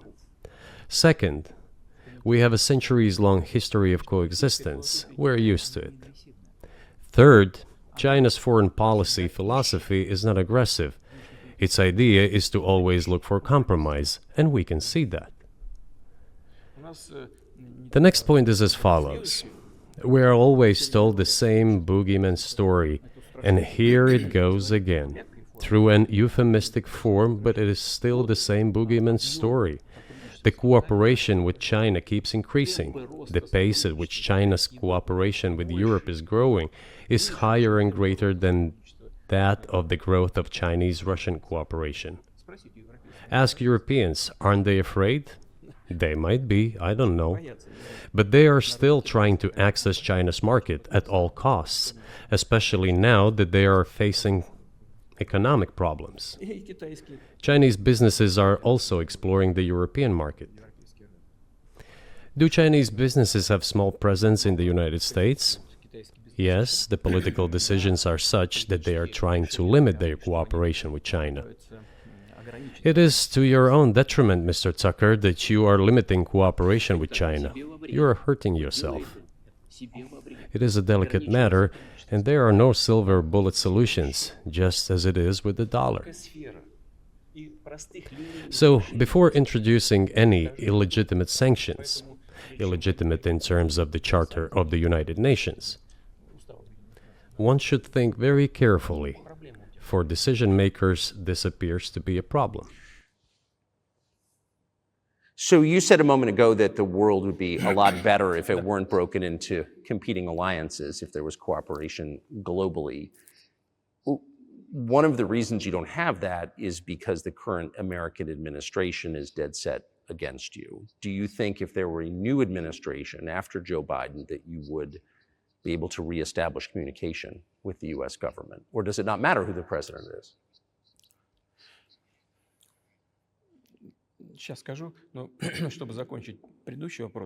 I will tell you, but let me finish the previous thought. We, together with my colleague and friend, President Xi Jinping, set a goal to reach $200 billion of mutual trade with China this year. We have exceeded this level. According to our figures, our bilateral trade with China totals already $230 billion, and the Chinese statistics says it is $240 billion. One more important thing. Our trade is well balanced, mutually complementary in high-tech, energy, scientific research and development. It is very balanced. As for BRICS, where Russia took over the presidency this year, the BRICS countries are, by and large, developing very rapidly. Look, if memory serves me right, back in 1992, the share of the G7 countries in the world economy amounted to 47%, whereas in 2022 it was down to, I think, a little over 30%. The BRICS countries accounted for only 16% in 1992, but now their share is greater than that of the G7. It has nothing to do with the events in Ukraine. This is due to the trends of global development and world economy, as I mentioned just now. And this is inevitable. This will keep happening. It is like the rise of the sun. You cannot prevent the sun from rising. You have to adapt to it. How do the United States adapt? With the help of force, sanctions, pressure, bombings, and use of armed forces. This is about self-conceit. Your political establishment does not understand that the world is changing under objective circumstances. And in order to preserve your level, even if someone aspires, to the level of dominance, you have to make the right decisions in a competent and timely manner. Such brutal actions, including with regard to Russia and, say, other countries, are counterproductive. This is an obvious fact. It has already become evident.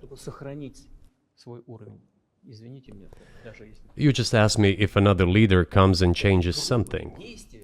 It is not about the leader. It is not about the personality of a particular person. I had a very good relationship with, say, Bush.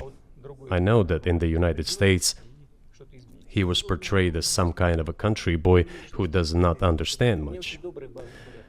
I assure you that this is not the case. I think he made a lot of mistakes with regard to Russia, too. I told you about 2008 and the decision in Bucharest to open the NATO's doors for Ukraine and so on. That happened during his presidency. He actually exercised pressure on the Europeans. But in general, on a personal human level, I had a very good relationship with him. He was no worse than any other American or Russian or European politician. I assure you, he understood what he was doing as well as others. I had such personal relationship with Trump as well. It is not about the personality of the leader, it is about the elite's mindset. If the idea of domination at any cost, based also on forceful actions, dominates the American society, nothing will change. It will only get worse. But if, in the end, one comes to the awareness that the world has been changing due to the objective circumstances, and that one should be able to adapt to them in time, using the advantages that the US still has today, then perhaps something may change. Look, China's economy has become the first economy in the world in purchasing power parity. In terms of volume, it overtook the US a long time ago. The USA comes second, then India, 1.5 billion people, and then Japan, with Russia in the 5th place. Russia was the first economy in Europe last year, despite all the sanctions and restrictions. Is it normal from your point of view? Sanctions, restrictions, impossibility of payments in dollars, being cut off from SWIFT services, sanctions against our ships carrying oil, sanctions against airplanes, sanctions in everything, everywhere. The largest number of sanctions in the world which are applied against Russia. And we have become Europe's first economy during this time. The tools that US uses don't work. Well, one has to think about what to do. If this realization comes to the ruling elites, then yes, then the first person of the state will act in anticipation of what the voters and the people who make decisions at various levels expect from this person. Then maybe something will change. But you're describing two different systems. You say the leader acts in the interest of the voters, but you also say these decisions are not made by the leader, they're made by the ruling classes. You've run this country for so long, you've known all these American presidents. What are those power centers in the United States, do you think? Like, who actually makes the decisions?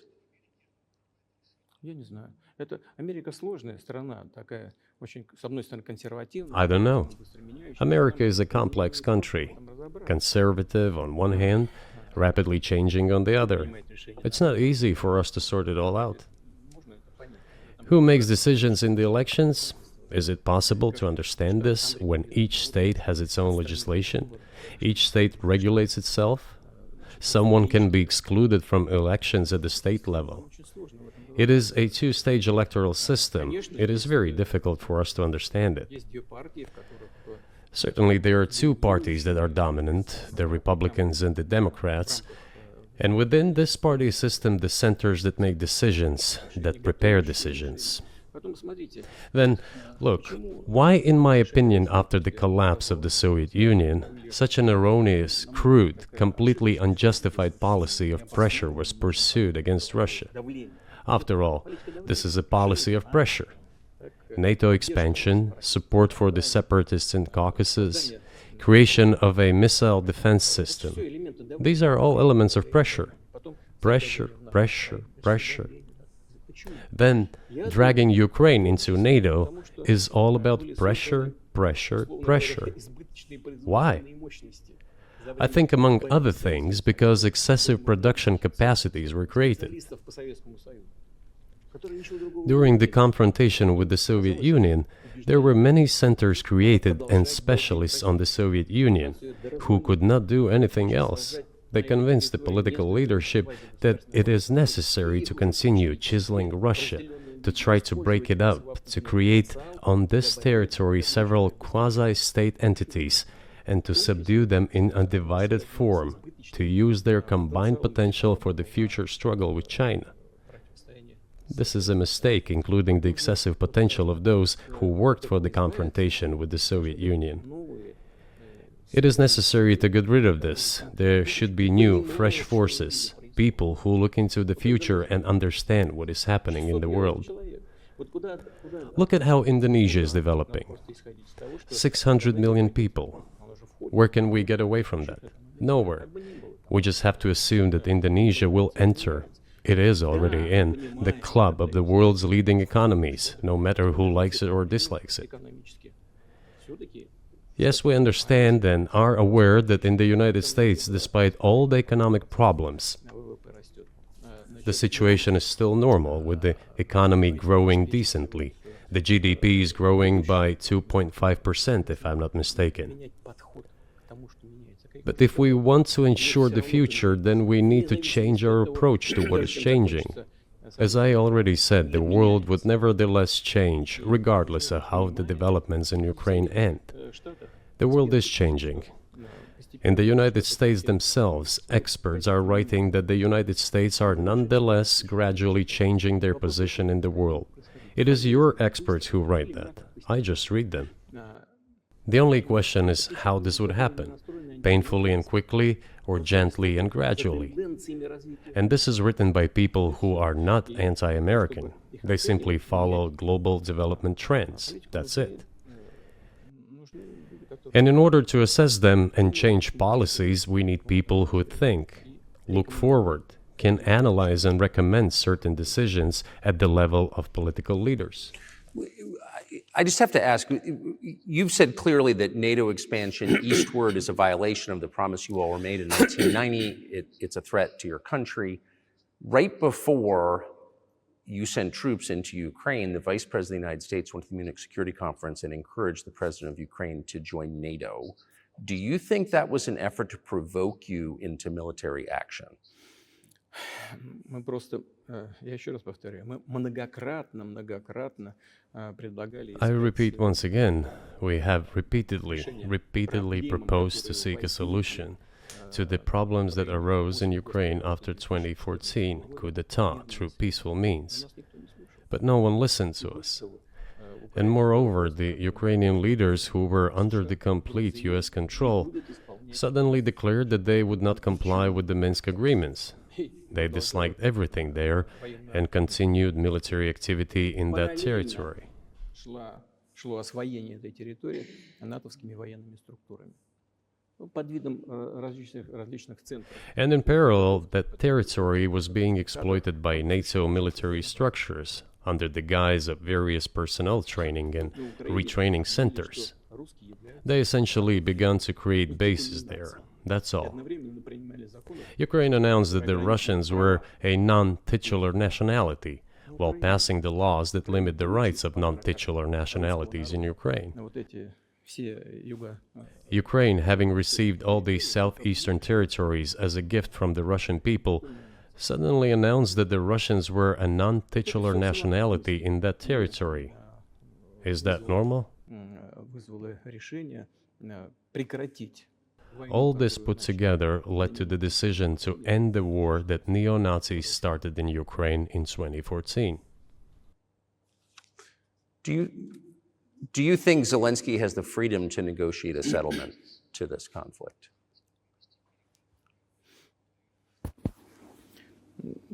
I don't know the details. Of course, it's difficult for me to judge.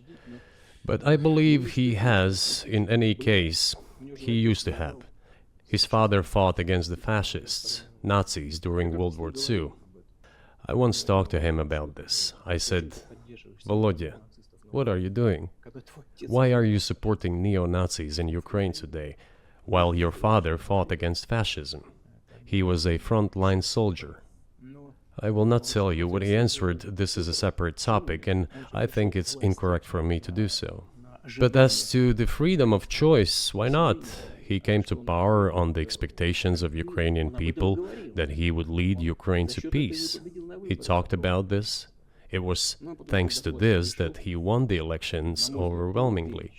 But then, when he came to power, in my opinion, he realized two things. Firstly, it is better not to clash with neo-Nazis and nationalists, because they are aggressive and very active. You can expect anything from them. And secondly, the US-led West supports them and will always support those who antagonize with Russia. It is beneficial and safe. So he took the relevant position despite promising his people to end the war in Ukraine. He deceived his voters. But do you think at this point, as of February 2024, he has the latitude, the freedom to speak with you or your government directly about putting an end to this, which clearly isn't helping his country or the world? Can he do that, do you think? Ну, а почему нет? Он же Why not? He considers himself head of state. He won the elections. Although we believe in Russia that the coup d'etat is the primary source of power for everything that happened after 2014. And in this sense, even today, government is flawed. But he considers himself the president, and he is recognized by the United States, all of Europe, and practically the rest of the world in such a capacity. Why not? He can. We negotiated with Ukraine in Istanbul. We agreed. He was aware of this. Moreover, the negotiation group leader, Mr. Arahamiya is his last name, I believe still heads the faction of the ruling party, the party of the president in the Rada. He still heads the presidential faction in the Rada, the country's parliament. He still sits there.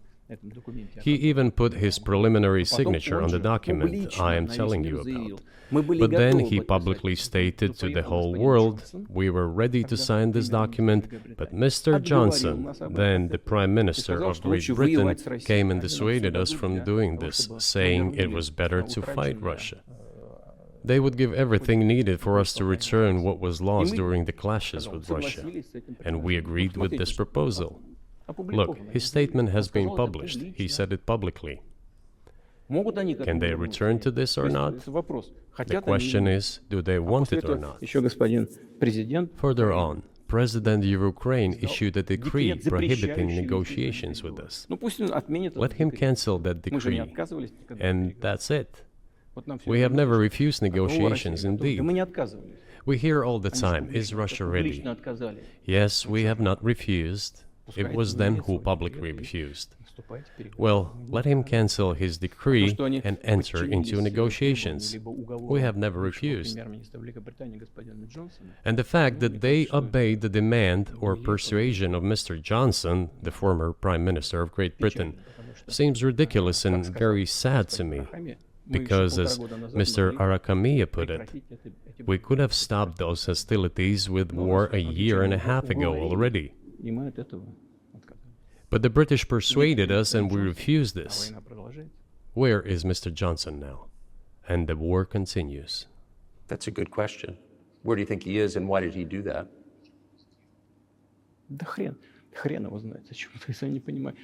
Hell knows. I don't understand it myself. There was a general starting point. For some reason, everyone had the illusion that Russia could be defeated on the battlefield. Because of arrogance, because of a pure heart, but not because of a great mind. You've described the connection between Russia and Ukraine. You've described Russia itself a couple of times as Orthodox. That's central to your understanding of Russia. You've said you're Orthodox. What does that mean for you? You're a Christian leader by your own description. So what effect does that have on you?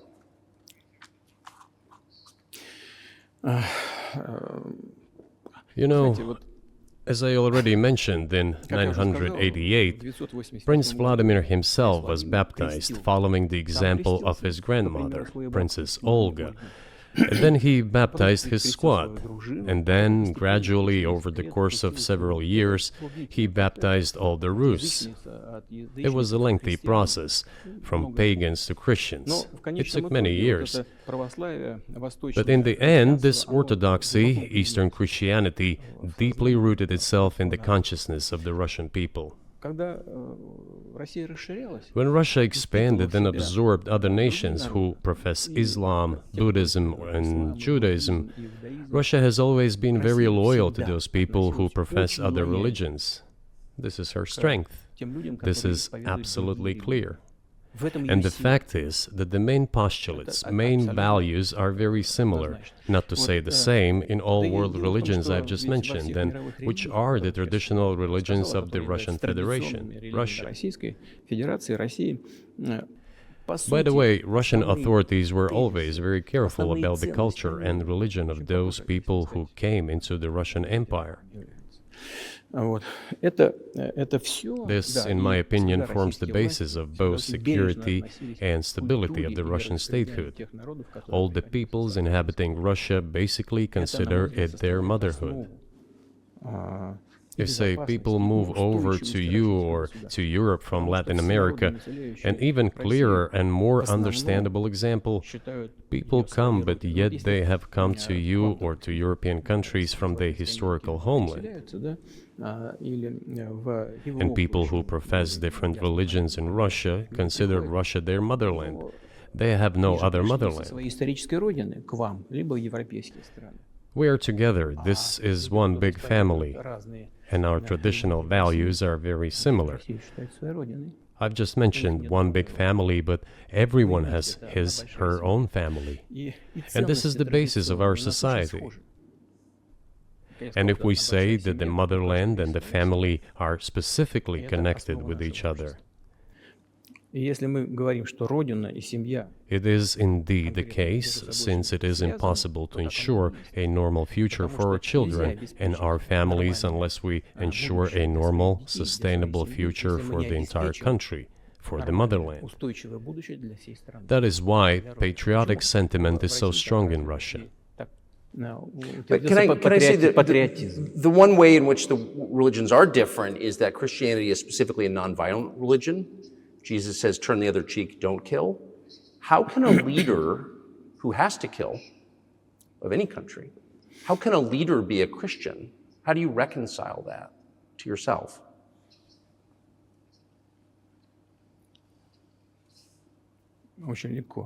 It is very easy when it comes to protecting oneself and one's family, one's homeland. We won't attack anyone. When did the developments in Ukraine start? Since the coup d'etat and the hostilities in Donbass began, that's when they started. And we're protecting our people, ourselves, our homeland, and our future. As for religion in general, you know, it's not about external manifestations. It's not about going to church every day or banging your head on the floor.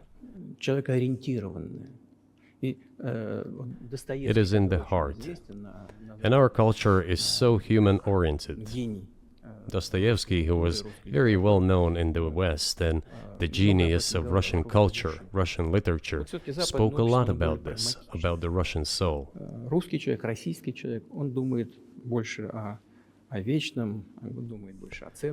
After all, Western society is more pragmatic. Russian people think more about the eternal, about moral values. I don't know, maybe you won't agree with me, but Western culture is more pragmatic after all.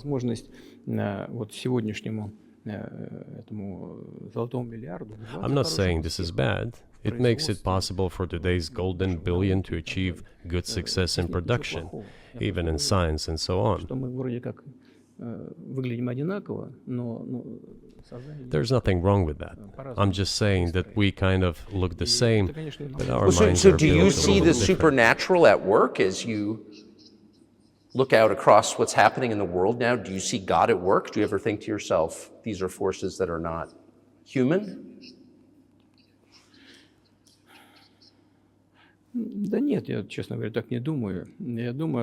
No, to be honest, I don't think so.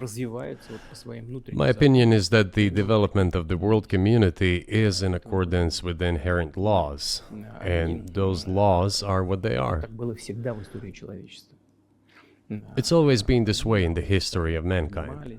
Some nations and countries rose, became stronger and more numerous, and then left the international stage, losing the status they had accustomed to. There's probably no need for me to give examples, but we could start with the Genghis Khan and horde conquerors, the Golden Horde, and then end with the Roman Empire. It seems that there has never been anything like the Roman Empire in the history of mankind. Nevertheless, the potential of the barbarians gradually grew, as did their population. In general, the barbarians were getting stronger and began to develop economically, as we would say today. This eventually led to the collapse of the Roman Empire and the regime imposed by the Romans. Этот процесс However, разрушения Великой it took 5 Римской centuries for the Roman Empire to fall apart. в сегодняшней ситуации The разница difference with what is happening now процессы изменений is that all the processes of change are happening at a much faster pace than in Roman times. So when does the AI empire start, do you think? у меня всё в более You're сложные asking вопросы. increasingly more complicated questions.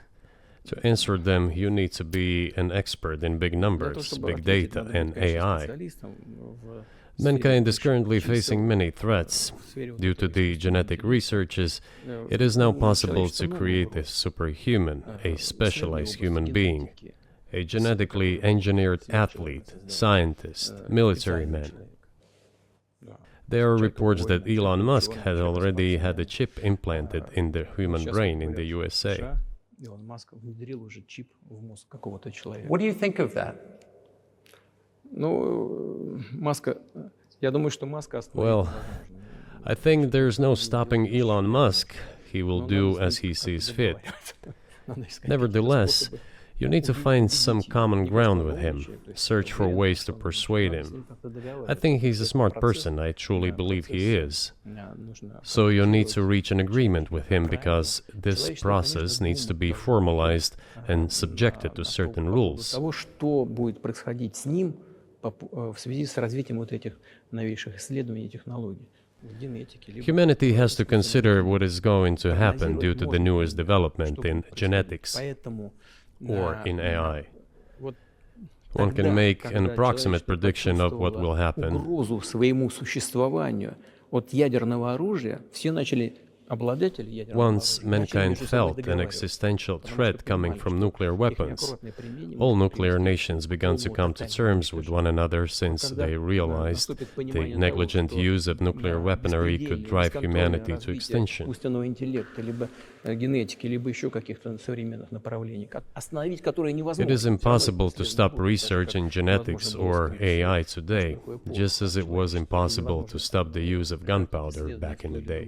Эти исследования все равно будут. Но когда человечество почувствует угрозу для себя, But as soon as we realize that the threat comes from unbridled and uncontrolled development of AI, or genetics, or any other field, the time will come to reach an international agreement on how to regulate these things. I appreciate all the time you've given us. I just got to ask you one last question, and that's about someone who's very famous in the United States, probably not here, Evan Gershkovich, who's the Wall Street Journal reporter. He's 32, and he's been in prison for almost a year. This is a huge story in the United States, and I just want to ask you directly, without getting into the details of it or your version of what happened, if as a sign of your decency, you would be willing to release him to us and we'll bring him back to the United States.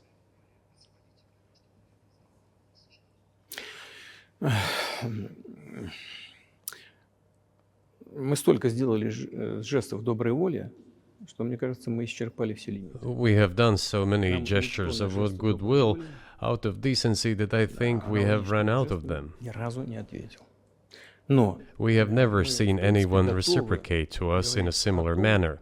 что мы However, in theory, we can say that we do not rule out that we can do не that исключаем того, что мы можем это if our сделать partners при take reciprocal steps. встречном движении со стороны наших When I talk about the partners, I first of all refer to special services. представителей специальных служб.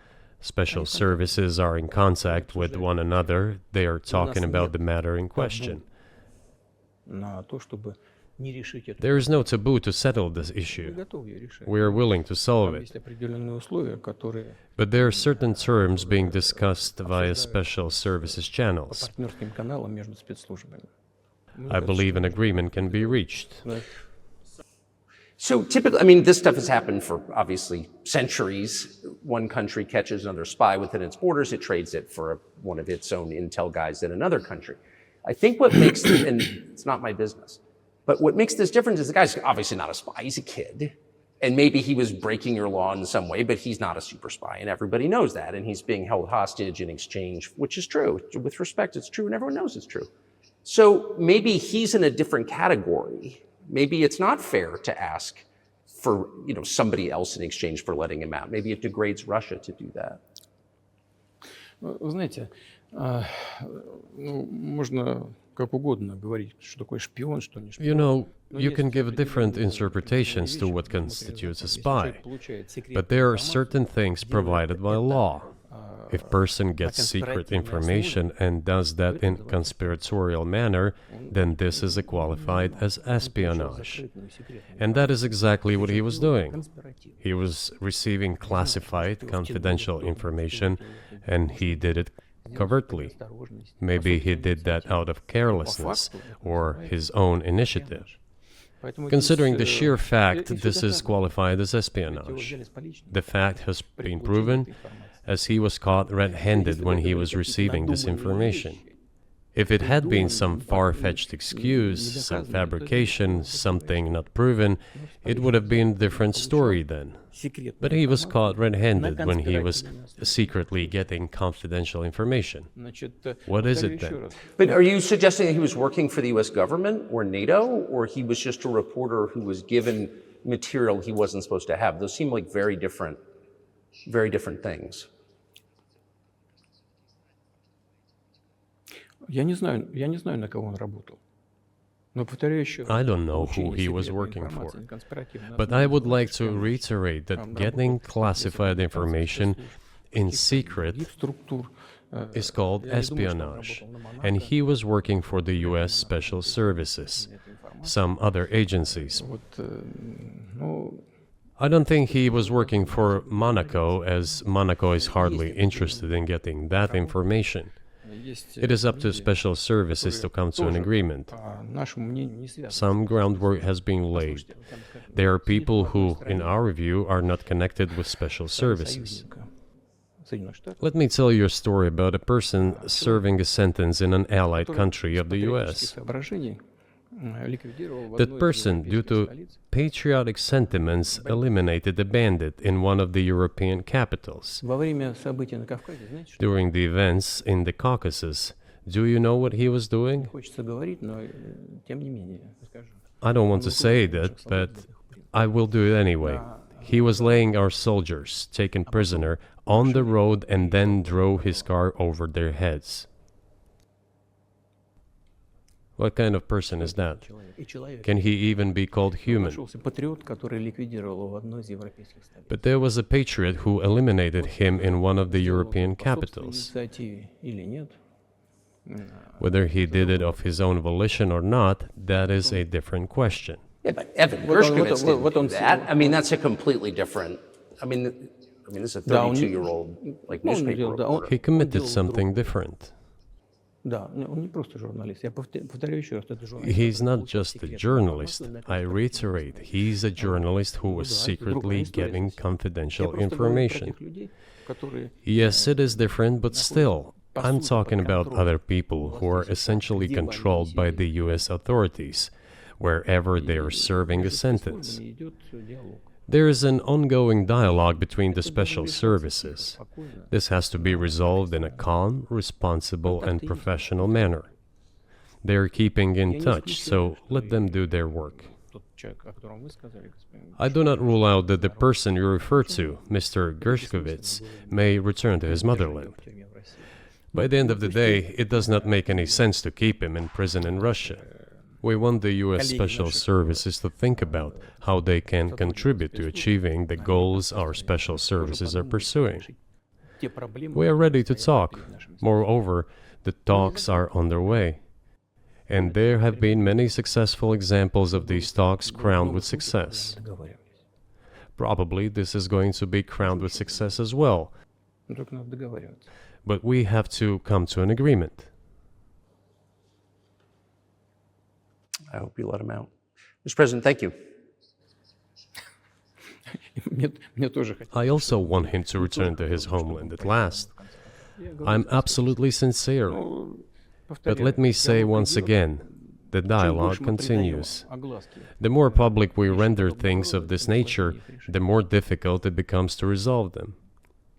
Everything has to be done in calm manner. I wonder if that's true with the war, though, also. I mean, I guess I want to ask one more question, which is, and maybe you don't want to say so for strategic reasons, but are you worried that what's happening in Ukraine could lead to something much larger and much more horrible? And how motivated are you just to call the US government and say, let's come to terms?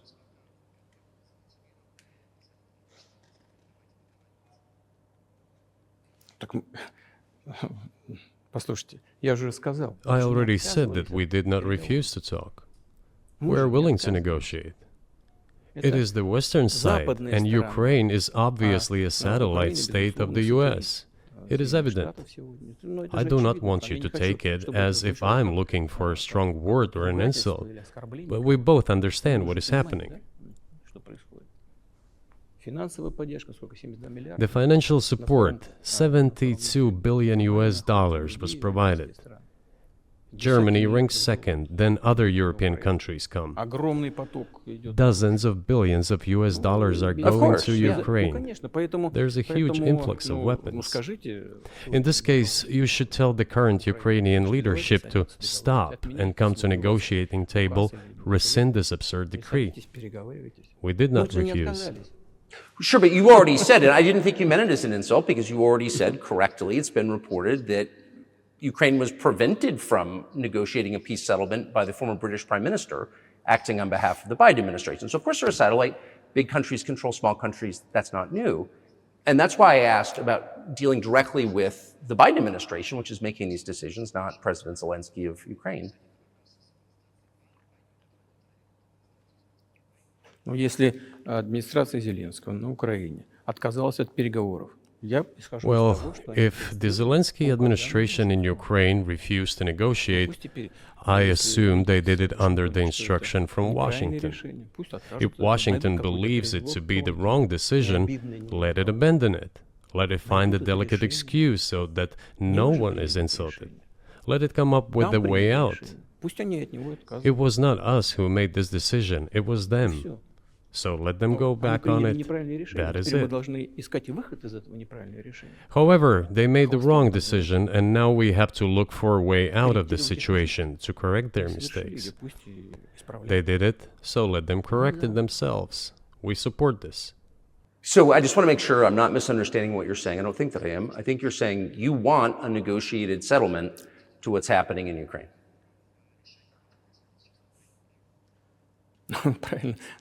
Right. And we made it. We prepared a huge document in Istanbul that was initialed by the head of the Ukrainian delegation. He affixed his signature to some of the provisions, not to all of it. He put his signature and then he himself said, we were ready to sign it and the war would have been over long ago, 18 months ago. However, Prime Minister Johnson came, talked us out of it, and we missed that chance. Well, you missed it, you made a mistake, let them get back to that, that is all. Why do we have to bother ourselves and correct somebody else's mistakes? I know one can say it is our mistake. It was us who intensified the situation and decided to put an end to the war that started in 2014 in Donbass, as I have already said, by means of weapons. Let me get back to further in history. I already told you this. We were just discussing it. Let us go back to 1991, when we were promised that NATO would not expand, to 2008, when the doors to NATO opened to the declaration of state sovereignty of Ukraine, declaring Ukraine a neutral state. Let us go back to the fact that NATO and US military bases started to appear on the territory of Ukraine, creating threats to us. Let us go back to coup d'etat in Ukraine in 2014. It is pointless though, isn't it? We may go back and forth endlessly, but they stopped negotiations. Is it a mistake? Yes. Correct it. We are ready. What else is needed? Do you think it's too humiliating at this point for NATO to accept Russian control of what was 2 years ago Ukrainian territory? Я же сказал, I said, let them think how to do it with dignity. There are options if there is a will. Варианты есть. Но если желание. Up until now, there has been the uproar and screaming about inflicting a strategic defeat on Russia on the battlefield. Стратегического поражения России, поражения на Now they are apparently coming to realize that it is difficult to achieve, if possible at all. In my opinion, it is impossible by definition. It is never going to happen. It seems to me that now those who are in power in the West have come to realize this as well. это осознание пришло. Подумайте теперь. If so, if the realization has set in, they have to think what to do next. We are ready for this dialogue. Would you be willing to say, congratulations, NATO, you won, and just keep the situation where it is now? Ну, вы знаете, это предмет переговоров. You know, it is a subject matter for the negotiations. No one is willing to conduct, or, to put it more accurately, Точнее сказать, хотят. they are willing but do not know how to do it. Я не только вижу, I know they want я to. знаю, что. It is not just I see it, but I know they do want it. But they're struggling to understand how to do it. They have driven the situation to the point where we are at. It is not us who have done that. It is our partners, opponents who have done that. Well, now let them think how to reverse the situation. We're not against it. It would be funny if it were not so sad. Да, было бы смешно, если бы не было так грустно. This endless mobilization in Ukraine, the hysteria, the domestic problems, sooner or later it will result in agreement. Истерика, там, внутренние проблемы. You know, this probably sounds strange given the current situation, Все равно мы договоримся. И but the relations between the two peoples will be может, даже rebuilt странно в anyway. сегодняшней ситуации прозвучит. It will take a lot of time, but they will heal. Между народами восстановится. Потребуется много времени. I'll give you very unusual examples. Совсем приведу вам необычный пример. There is a combat encounter on the battlefield. Here's a specific example. Ukrainian soldiers got encircled. This is an example from real life. Украинская Our soldiers were shouting to them, "There is no chance. Surrender yourselves. Come out and you will be alive." Наши солдаты им кричат. Suddenly, the Ukrainian soldiers were screaming from there in Russian, perfect Russian, saying, Вдруг оттуда "Russians, do not surrender." на хорошем русском And all of them и perished. не сдаются. They still identified themselves as Russian. Они до сих пор русскими себя ощущают. В этом смысле то, что What is happening is, to a certain extent, an element of a civil war. Everyone in the West thinks that the Russian people have been split by hostilities forever. растащили No, одну they часть. will be reunited. Нет, The unity is still there. воссоединение произойдет. Оно никуда и не делается. Why are the Ukrainian authorities dismantling the Ukrainian Orthodox Church? Растаскивают русскую православную церковь. Because it brings together not only the territory, Объединяет не территорию. it brings together our souls. И никто No one will be able to separate the soul.